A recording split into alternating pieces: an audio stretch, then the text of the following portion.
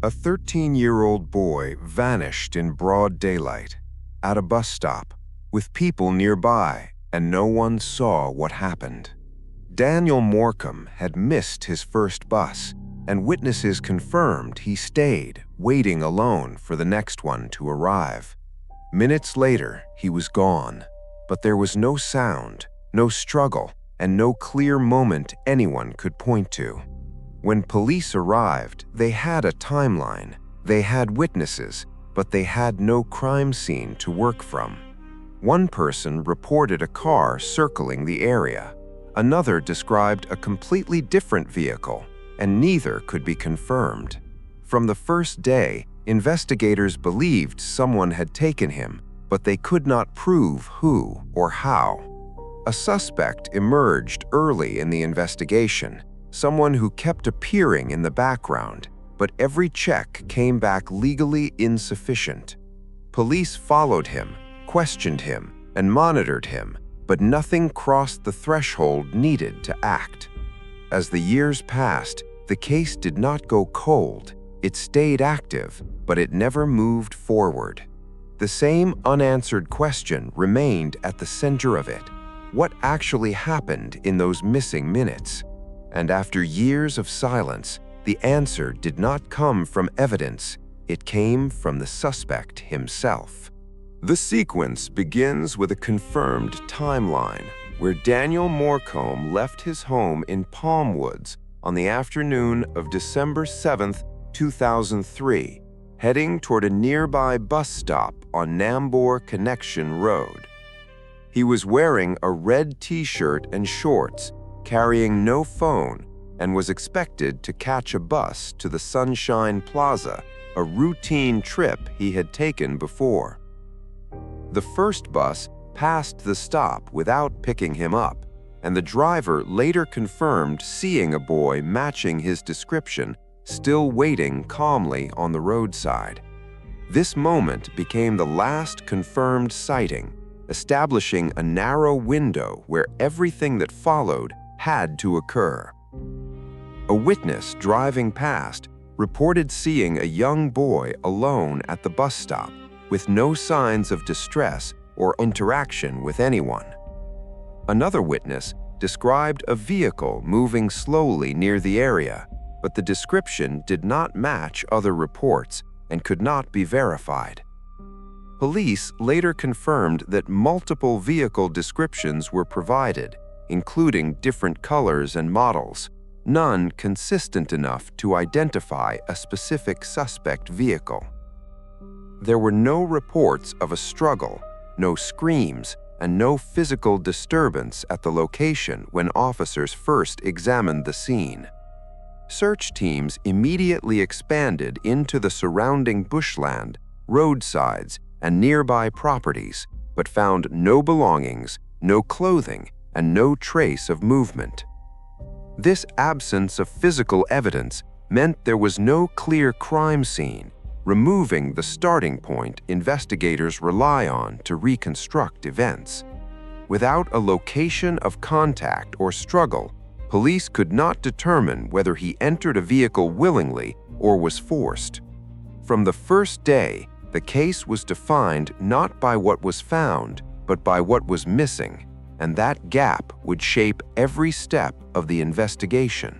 Investigators began by locking the timeline between the confirmed sighting at the bus stop and the arrival time of the next bus, narrowing the disappearance to a short, critical window.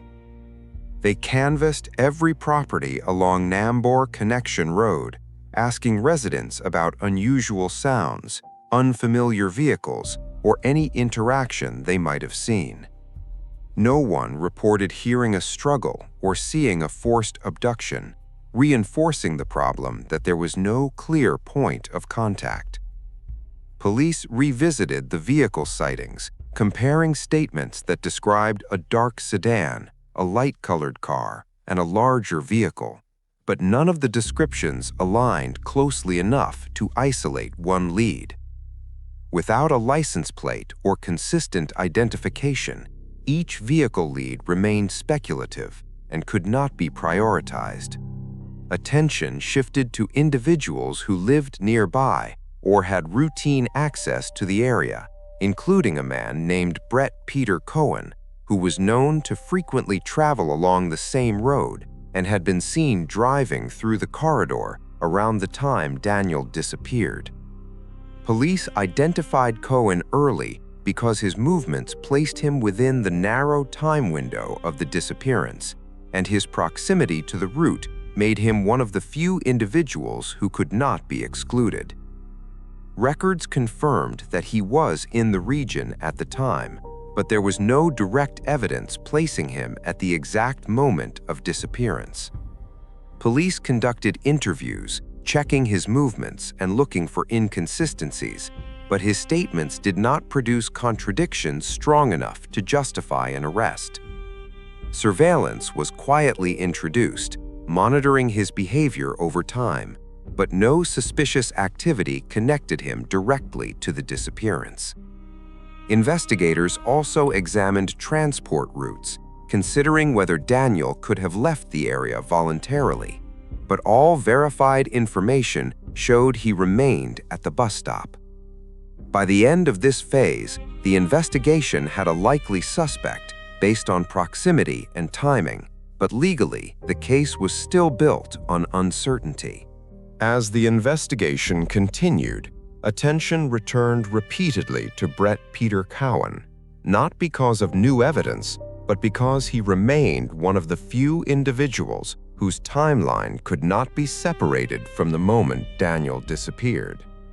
Investigators noted that Cohen's routine movements repeatedly aligned with the bus route, and his presence in the area during similar timeframes raised concern when compared against other eliminated leads.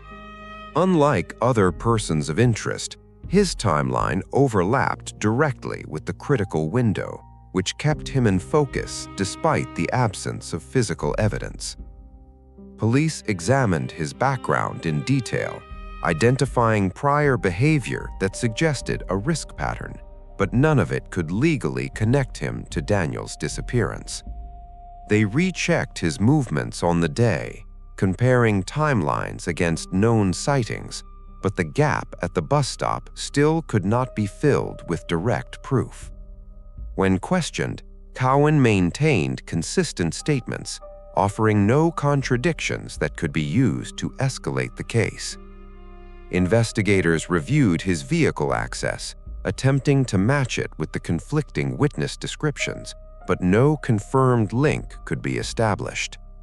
Surveillance continued over an extended period, monitoring daily routines, contacts, and movements, but nothing surfaced that tied him to the missing boy. At the same time, police considered alternative scenarios, including the possibility of an unknown offender passing through the area. These parallel theories forced investigators to divide resources, slowing progress on any single direction. The absence of a body or physical evidence meant the case could not transition from a missing person to a confirmed homicide. By this point, the investigation was no longer searching for a suspect. It was searching for a way to prove what they already believed.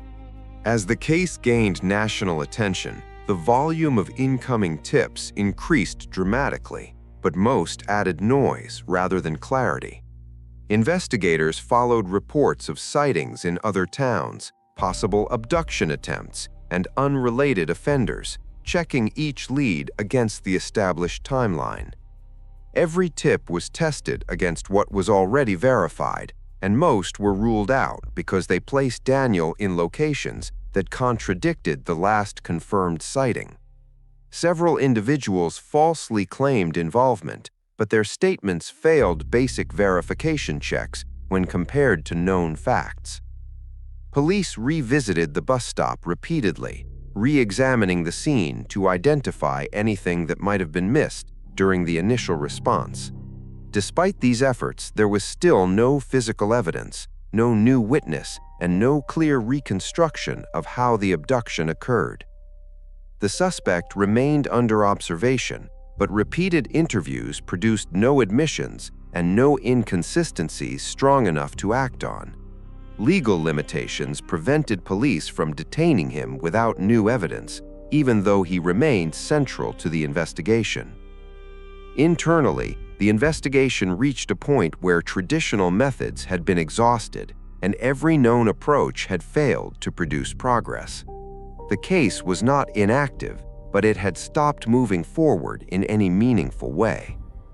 At this stage, investigators recognized that continuing the same approach would not change the outcome. The focus shifted from gathering evidence to creating a situation where evidence could be obtained. After years without progress, investigators shifted strategy, deciding that waiting for evidence was no longer effective.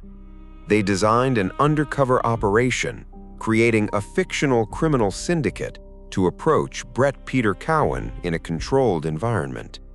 The plan was not to accuse him directly, but to build trust slowly and allow him to speak freely without knowing he was talking to police. Undercover operatives initiated contact, presenting themselves as individuals involved in serious criminal activity. Initial conversations were neutral, focused on testing whether he would engage and how he responded to criminal discussions. Over time, the interaction deepened, and Cowan began to respond more openly, showing a willingness to continue communication. The operatives carefully introduced topics related to past crimes, watching for any reaction or hesitation. Rather than denying involvement, he began to describe scenarios that aligned with what investigators had suspected for years. Each conversation was recorded, and every detail was analyzed against known facts from the original investigation. The strategy was working because it removed the pressure of formal interrogation and replaced it with perceived trust. Eventually, Cowan moved from general discussion to specific admissions, describing actions that could be tested and verified. For the first time in the case, investigators were no longer waiting for evidence. They were actively creating it to it. As the undercover conversations progressed, Cowan shifted from vague discussion to specific details that investigators could test. He described approaching a boy at a roadside bus stop, offering assistance, and creating a situation where the boy entered his vehicle. This account matched the known timeline, filling the gap between the confirmed sighting and the disappearance. In later conversations, he provided information about the location where the body had been taken after the abduction. Investigators compared these details with areas previously searched, identifying a site that had not been fully examined. A targeted search was conducted, and remains were recovered from the location he had described. Forensic analysis confirmed the identity as Daniel Morcom, establishing the first physical evidence in the case. The combination of recorded admissions and verified recovery created a direct link between Cowan and the crime. This evidence resolved the central uncertainty that had defined the investigation for years. For the first time, the sequence of events could be reconstructed with both narrative and physical confirmation.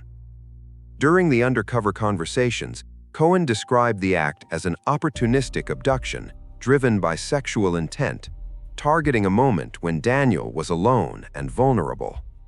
This explanation, combined with verified evidence, established both the sequence of events and the underlying motive behind the crime. Following the recovery of remains and confirmation of identity, Brett Peter Cowan was formally arrested and charged in 2011. The case entered the court system, where prosecutors presented a combination of recorded admissions and physical evidence recovered from the location he described. The recordings demonstrated that the details provided by Cowan were not speculative, but matched verified elements of the original investigation. Forensic evidence established the identity of Daniel Morcom, closing the gap that had prevented the case from progressing for years.